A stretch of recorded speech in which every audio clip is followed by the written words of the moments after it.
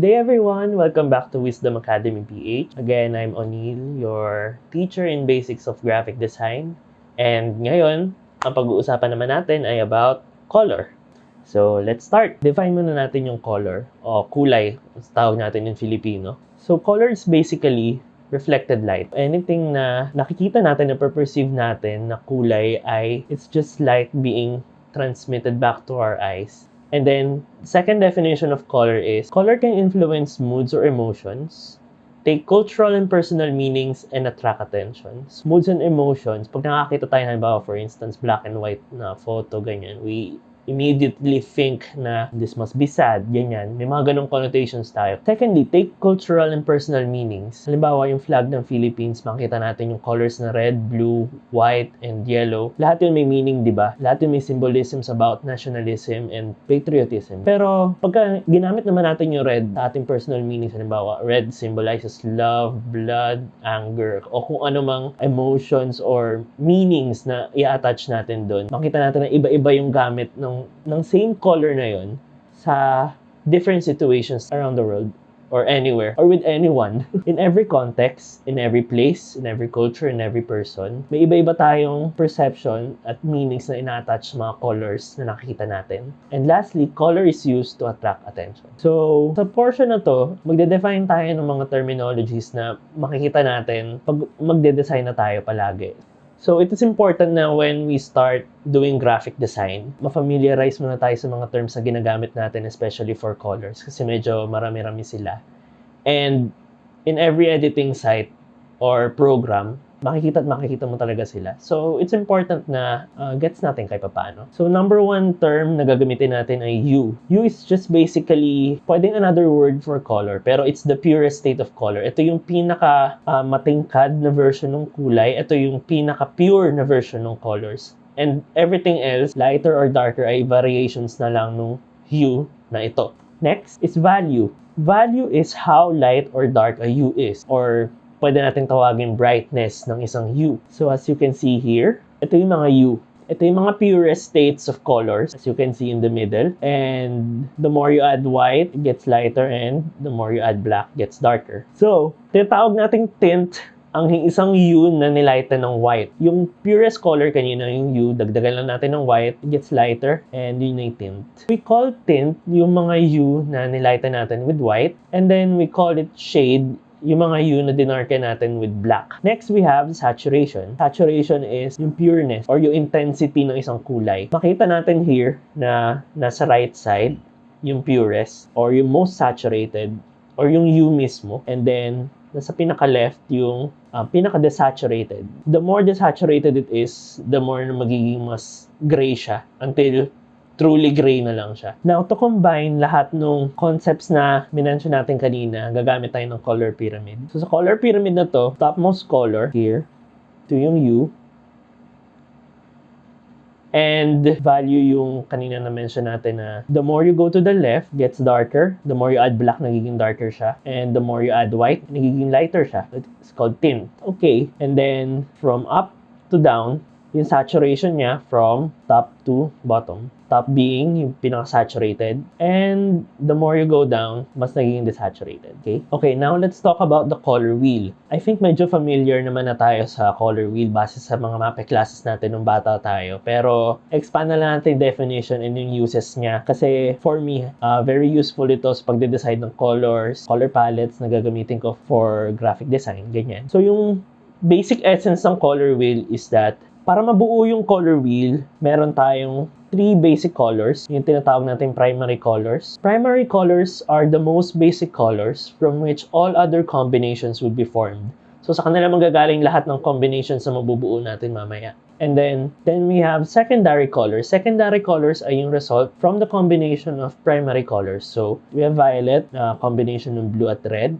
We have orange na combination ng red at yellow, and we have green na combination ng blue at yellow. Next, we have tertiary colors. Tertiary colors resulted from the combination of primary and secondary colors. So, for instance, we have red-orange. Basically, as the name suggests, pinaghalong red saka orange. So, makita nyo naman yung mga names niya.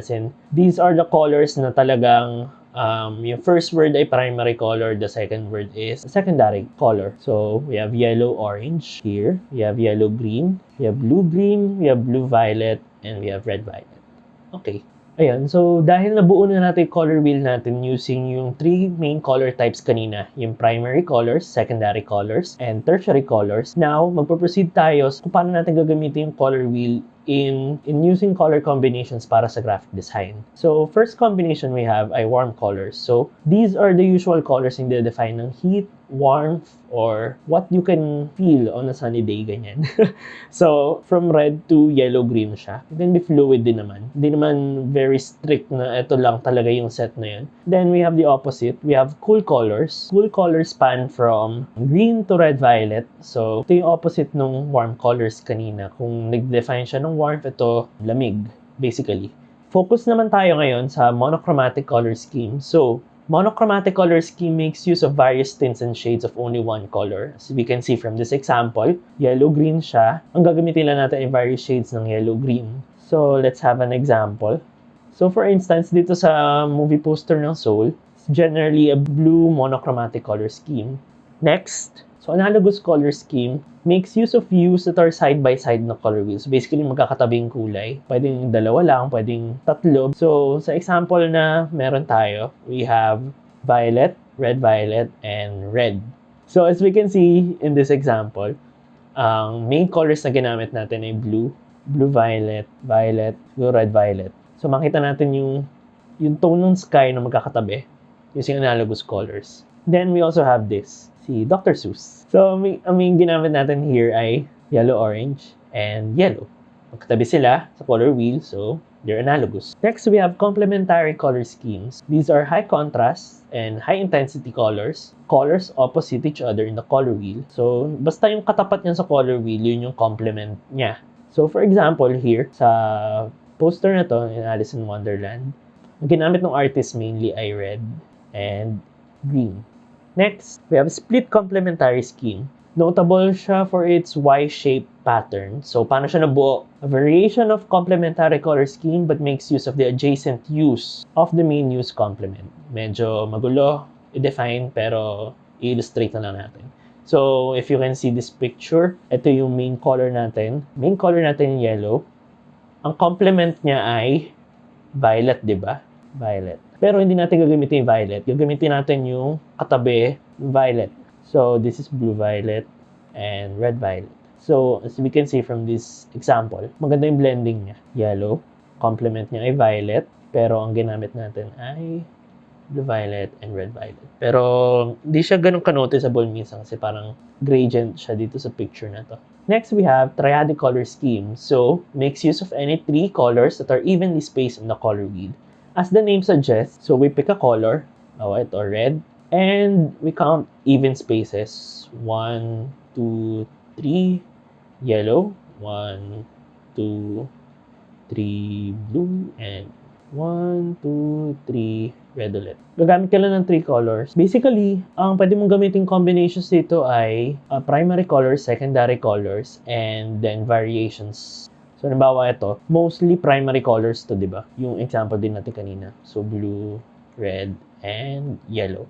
And then, we also have tetradic color scheme. It's also called double complementary color scheme. This color scheme uses two pairs of complementary colors. Basically, ang gagawa ka lang ng X sa color wheel mo. So, ang example natin here ay blue-green. Yan, blue-green.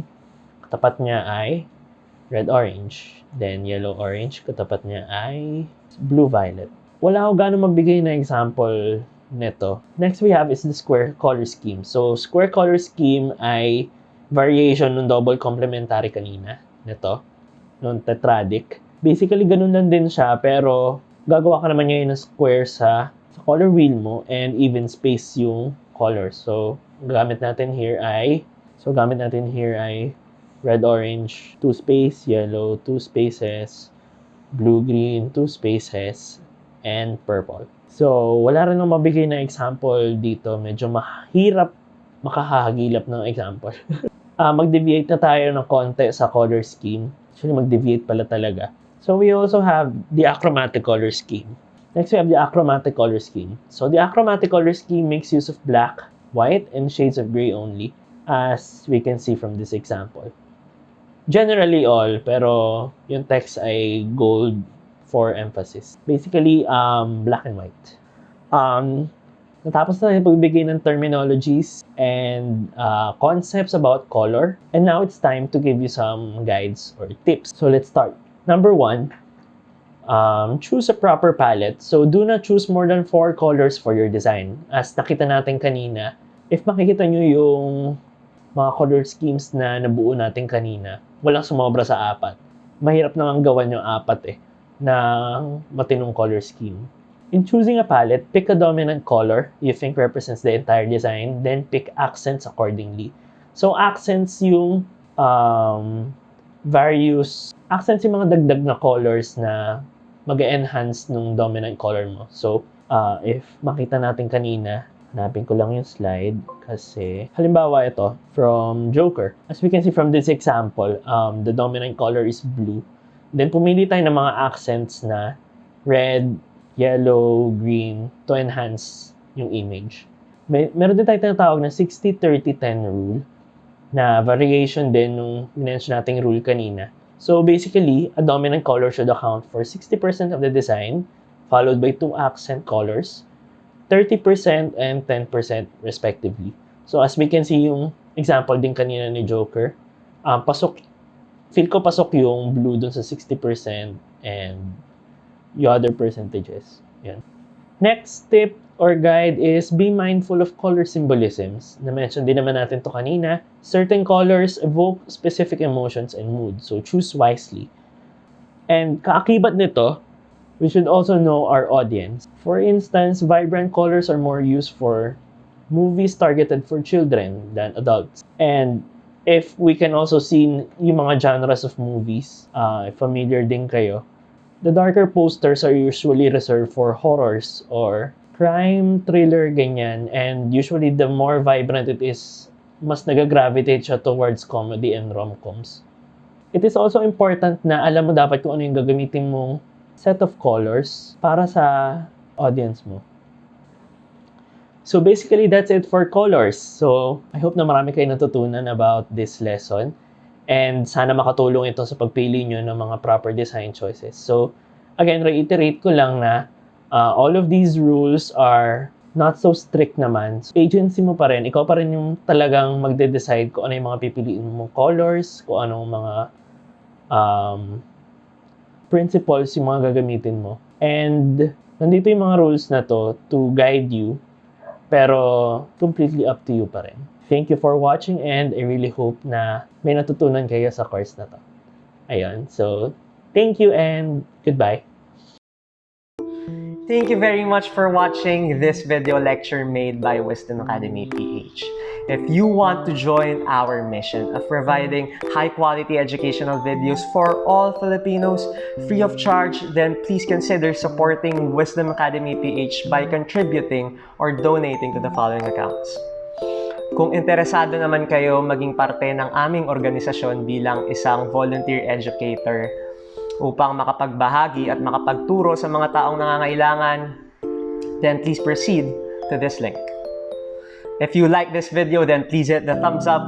And if you want more educational videos like this, then please subscribe to Wisdom Academy PH and hit the notification bell for more updates. Watch and learn. God bless and see you on the next one.